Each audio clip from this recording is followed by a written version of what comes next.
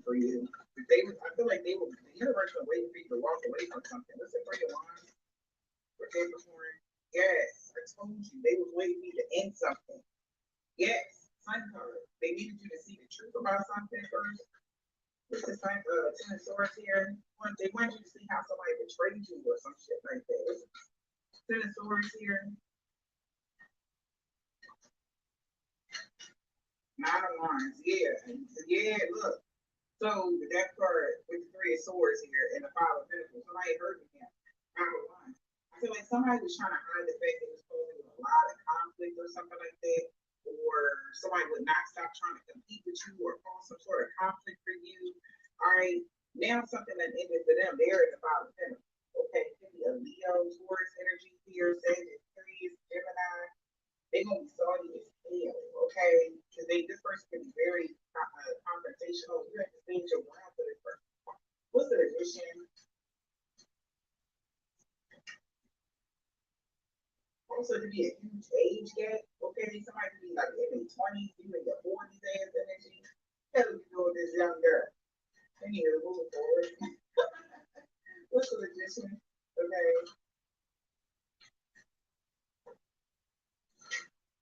Yeah, I feel like you are manifesting something here. So somebody's consciously aware you got to take the faith here.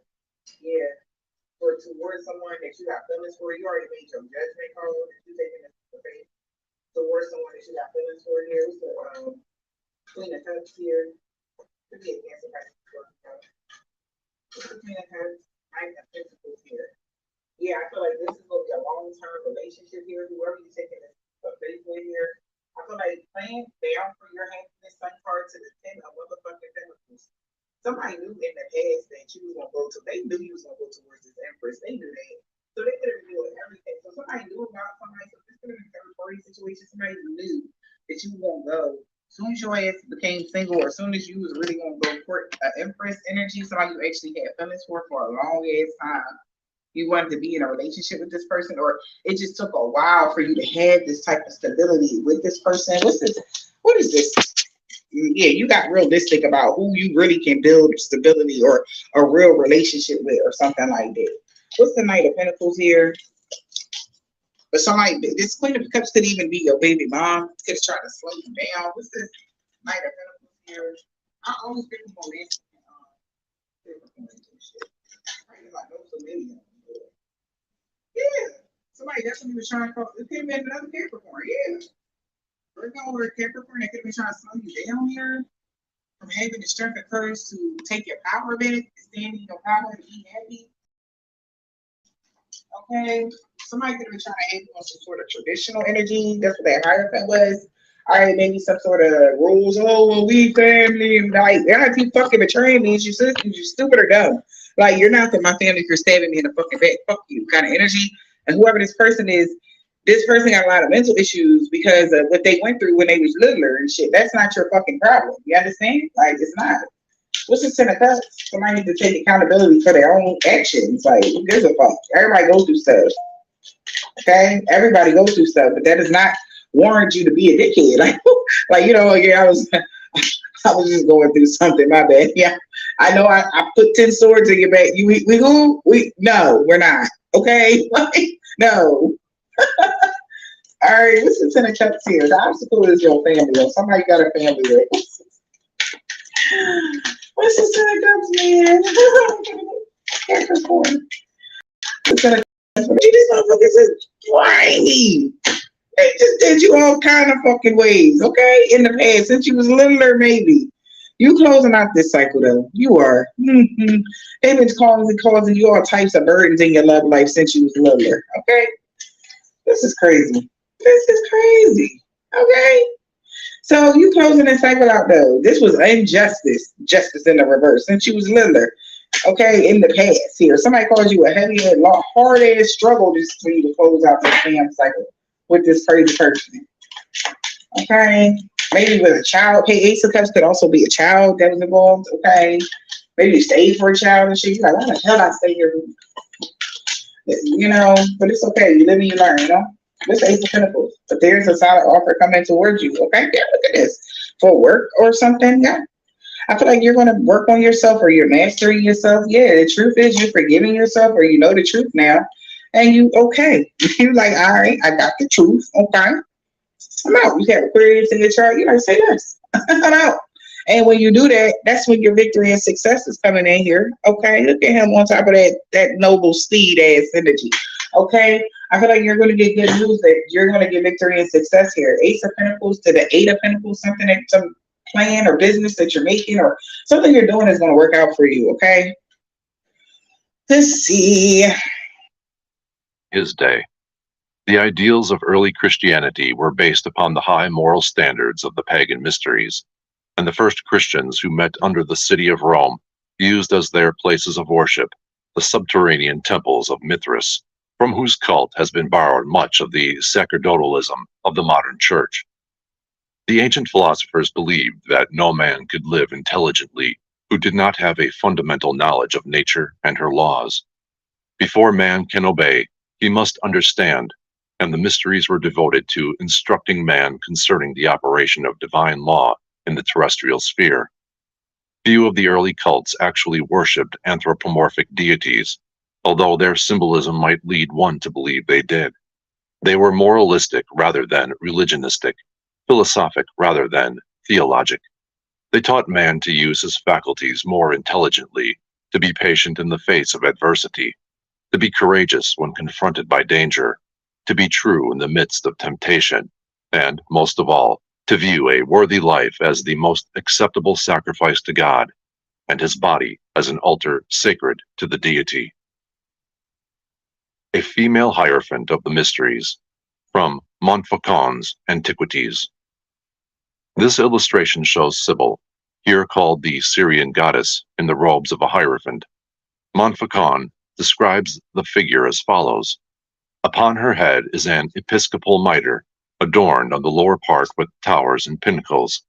Over the gate of the city is a crescent, and beneath the circuit of the walls a crown of rays. The goddess wears a sort of surplice, exactly like the surplice of a priest or bishop, and upon the surplice a tunic, which falls down to the legs, and over all an episcopal cope, with the 12 signs of the zodiac wrought on the borders. The figure hath a lion on each side, and holds in its left hand a tympanum, a sistrum, a distaff, a caduceus, and another instrument. In her right hand she holds with her middle finger a thunderbolt, and upon the same animals, insects, and, as far as we may guess, flowers, fruit, a bow, a quiver, a torch, and a scythe. The whereabouts of the statue is unknown, the copy reproduced by Montfaucon being from drawings by Piero Ligorio. Sun worship played an important part in nearly all the early pagan mysteries. This indicates the probability of their Atlantean origin, for the people of Atlantis were sun worshippers. The solar deity. Yeah, trying to hang in there. Hope all is well with you.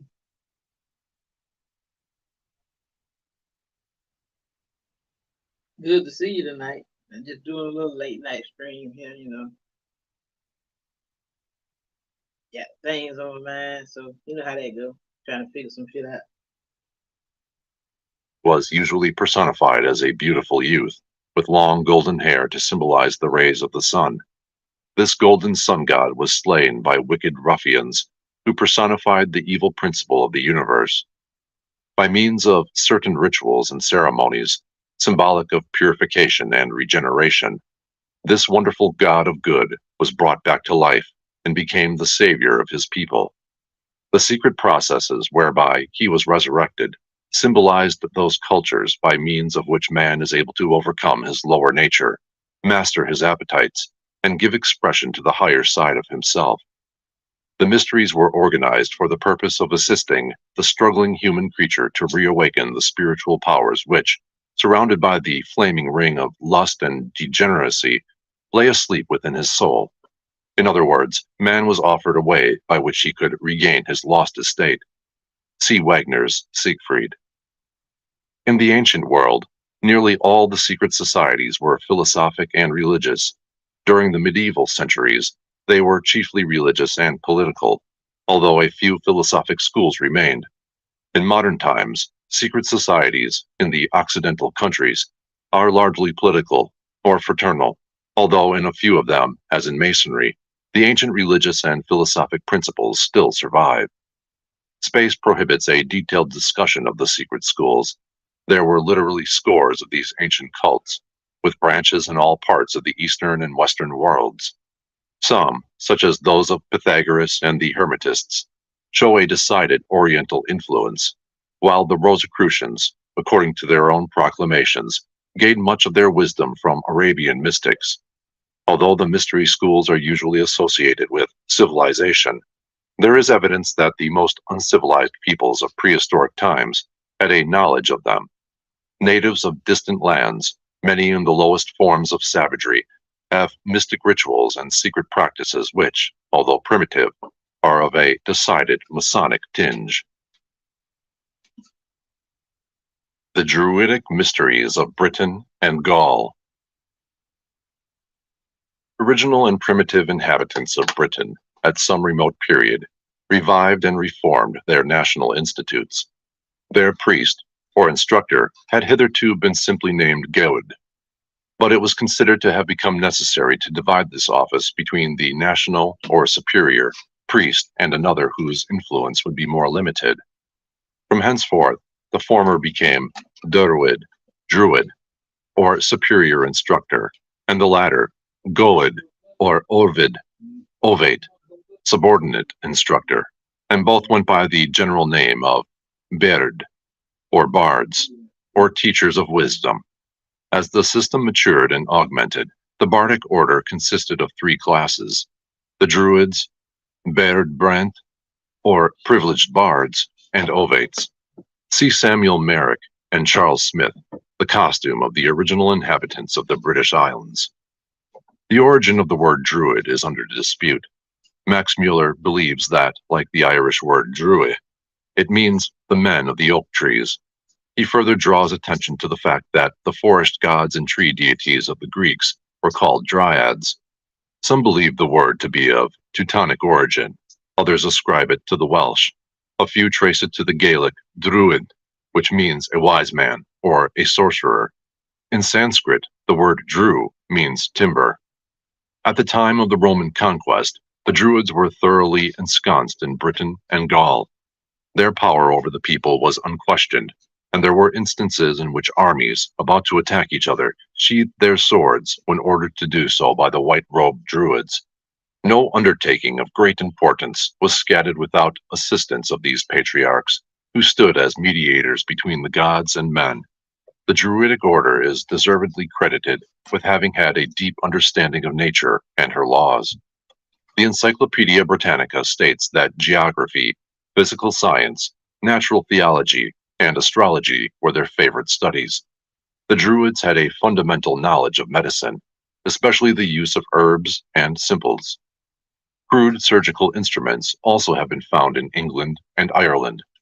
An odd treatise on early British medicine states that every practitioner was expected to have a garden or backyard for the growing of certain herbs necessary to his profession.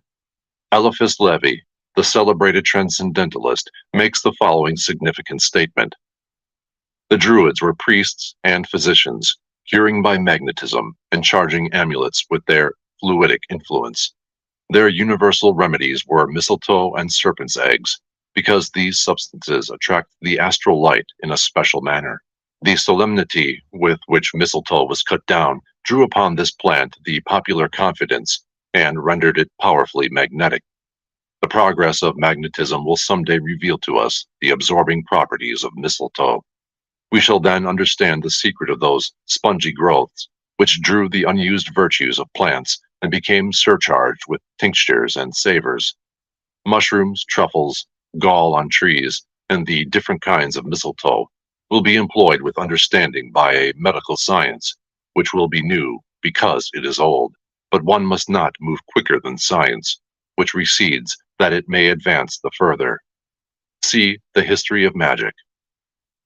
Not only was the mistletoe sacred as symbolic of the universal medicine, or panacea, but also because of the fact that it grew upon the oak tree. Through the symbol of the oak, the Druids worshipped the supreme deity. Therefore, anything growing upon that tree was sacred to him. At certain seasons, according to the positions of the sun, moon, and stars, the archdruid climbed the oak tree and cut the mistletoe with a golden sickle consecrated for that service. The parasitic growth was caught in white cloths provided for the purpose, lest it touch the earth and be polluted by terrestrial vibrations. Usually a sacrifice of a white bull was made under the tree. The Druids were initiates of a secret school that existed in their midst. This school, which closely resembled the Bacchic and Eleusinian mysteries of Greece or the Egyptian rites of Isis and Osiris, is justly designated the Druidic mysteries. There has been much speculation concerning the secret wisdom that the Druids claimed to possess. Their secret teachings were never written, but were communicated orally to specially prepared candidates. Robert Brown, 32nd degree, is of the opinion that the British priests secured their information from Tyrian and Phoenician navigators who, thousands of years before the Christian era, established colonies in Britain and Gaul while searching for tin. Thomas Maurice, in his Indian Antiquities, discourses at length on Phoenician, Carthaginian, and Greek expeditions to the British Isles for the purpose of procuring tin. Others are of the opinion that the mysteries as celebrated by the Druids were of Oriental origin, possibly Buddhistic. The proximity of the British Isles to the lost Atlantis may account for the sun worship which plays an important part in the rituals of Druidism. According to Artemidorus, Ceres and Persephone were worshipped on an island close to Britain, with rites and ceremonies similar to those of Samothrace. There is no doubt that the Druidic pantheon includes a large number of Greek and Roman deities. This greatly amazed Caesar during his conquest of Britain and Gaul, and caused him to affirm that these tribes adored Mercury, Apollo, Mars, and Jupiter in a manner similar to that of the Latin countries. It is almost certain that the Druidic mysteries were not indigenous to Britain or Gaul, but migrated from one of the more ancient civilizations. The school of the Druids was divided into three distinct parts, and the secret teachings embodied therein are practically the same as the mysteries concealed under the allegories of Blue Lodge masonry. The lowest of the three divisions was that of Ovate, Ovid. This was an honorary degree, requiring no special purification or preparation. The Ovates dressed in green, the Druidic color of learning, and were expected to know something about medicine, astronomy, poetry if possible, and sometimes music.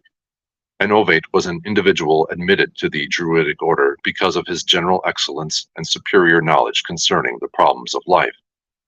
The second division was that of the Bard, Baird.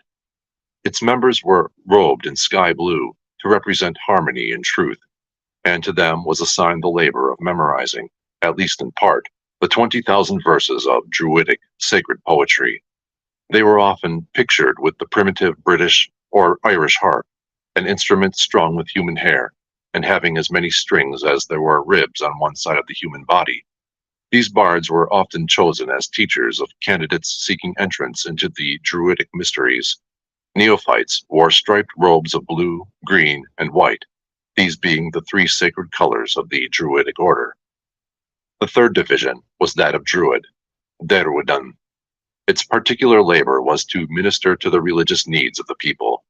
To reach this dignity, the candidate must first become a Bard Brent. The Druids always dressed in white, symbolic of their purity, and the color used by them to symbolize the sun. In order to reach the exalted position of Archdruid, or spiritual head of the organization, it was necessary for a priest to pass through the 6 successive degrees of the Druidic order. The members of the different degrees were differentiated by the colors of their sashes, for all of them wore robes of white. Some writers are of the opinion that the title of Archdruid was hereditary, descending from father to son, but it is more probable that the honor was conferred by ballot election. Its recipient was chosen for his virtues and integrity from the most learned members of the higher Druidic degrees. According to James Gardner, there were usually 2 Archdruids in Britain, one residing on the Isle of Anglesey and the other on the Isle of Man. Presumably, there were others in Gaul. These dignitaries generally carried golden scepters and were crowned with wreaths of oak leaves, symbolic of their authority. The younger members of the Druidic order were clean-shaven and modestly dressed, but the more aged had long gray beards and wore magnificent golden ornaments. The educational system of the Druids in Britain was superior to that of their colleagues on the continent, and consequently, many of the Gallic youths were sent to the Druidic colleges in Britain for their philosophical instruction and training. The Archdruid in his ceremonial robes. From Wellcome's Ancient Cymric Medicine. The most striking adornment of the Archdruid was the Ioden Moran, or breastplate of judgment, which possessed the mysterious power of strangling any who made an untrue statement while wearing it. Godfrey Higgins states that this breastplate was put on the necks of witnesses to test the veracity of their evidence. The Druidic tiara, or anguinum, its front embossed with a number of points to represent the sun's rays, indicated that the priest was a personification of the rising sun. On the front of his belt, the Archdruid wore the Liath Measikid, a magic brooch or buckle, in the center of which was a large white stone. To this was attributed the power of drawing the fire of the gods down from heaven at the priest's command. This specially cut stone was a burning glass, by which the sun's rays were concentrated to light the altar fires. The Druids also had other symbolic implements, such as the peculiarly shaped golden sickle with which they cut the mistletoe from the oak, and the cornon, or scepter, in the form of a crescent, symbolic of the sixth day of the increasing moon, and also of the Ark of Noah. An early initiate of the Druidic mysteries related that admission to their midnight ceremony was gained by means of a glass boat called Gwar Gwydfryn. This boat symbolized the moon, which, floating upon the waters of eternity, preserved the seeds of living creatures within its boat-like crescent. Rufus Levy states that the Druids lived in strict abstinence, studied the natural sciences, preserved the deepest secrecy, and admitted new members only after long probationary periods. Many of the priests of the order lived in buildings not unlike the monasteries of the modern world. They were associated in groups like ascetics of the Far East. Although celibacy was not demanded of them, few married. Many of the Druids retired from the world and lived as recluses in caves, in rough stone houses, or in little shacks built in the depths of a forest. Here they prayed and meditated, emerging only to perform their religious duties. James Freeman Clarke, in his 10 Great Religions, describes the belief of the Druids as follows. The Druids believed in 3 worlds and in transmigration from one to the other. In a world above this, in which happiness predominated, a world below, of misery, and this present state. This transmigration was to punish and reward, and also to purify the soul. In the present world, said they, good and evil are so exactly balanced that man has the utmost freedom and is able to choose or reject either. The Welsh triads tell us there are 3 objects of metempsychosis: to collect into the soul the properties of all being, to acquire a knowledge of all things, and to get power to conquer evil. There are also, they say, 3 kinds of knowledge: knowledge of the nature of each thing, of its cause, and its influence. There are 3 things which continually grow less: darkness, falsehood, and death. There are 3 which constantly increase: light, life, and truth. Like nearly all schools of the mysteries, teachings of the Druids were divided into 2 distinct sections. The simpler, a moral code, was taught to all the people, while the deeper, esoteric doctrine was given only to initiated priests. To be admitted to the order, a candidate was required to be of good family and of high moral character.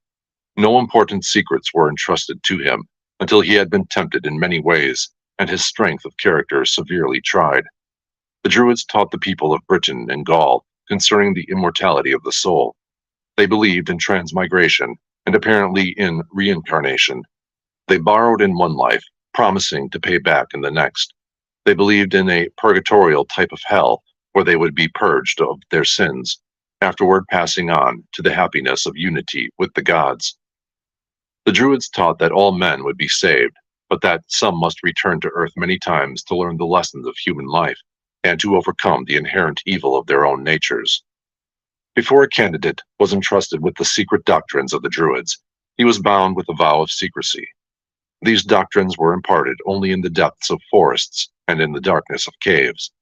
In these places, far from the haunts of men, the neophyte was instructed concerning the creation of the universe, the personalities of the gods, the laws of nature, the secrets of occult medicine, the mysteries of the celestial bodies, and the rudiments of magic and sorcery. The Druids had a great number of feast days. The new and full moon and the 6th day of the moon were sacred periods. It is believed that initiations took place only at the 2 solstices and the 2 equinoxes. At dawn of the 25th day of December, the birth of the sun god was celebrated. The secret teachings of the Druids are said by some to be tinctured with Pythagorean philosophy. The Druids had a Madonna, or Virgin Mother, with a child in her arms, who was sacred to their mysteries, and their sun god was resurrected at the time of the year corresponding to that which modern Christians celebrate Easter. Both the cross and the serpent were sacred to the Druids, who made the former by cutting off all the branches of an oak tree and fastening one of them to the main trunk in the form of the letter T. This oaken cross became symbolic of their superior deity. They also worshipped the sun, moon, and stars. The moon received their special veneration.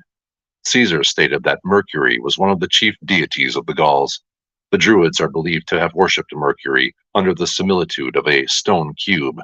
They also had great veneration for the nature spirits, fairies, gnomes, and undines, little creatures of the forests and rivers, to whom many offerings were made. Describing the temples of the Druids, Charles Heckthorne, in The Secret Societies of All Ages and Countries, says, "Their temples, wherein the sacred fire was preserved, were generally situate on eminences, and in dense groves of oak, and assumed various forms: circular, because a circle was the emblem of the universe; oval, in allusion to the mundane egg, from which issued, according to the traditions of many nations, the universe, or, according to others, our first parents; serpentine, because a serpent was the symbol of Hu, the Druidic Osiris; cruciform, because a cross is an emblem of regeneration; or winged, to represent the motion of the divine spirit.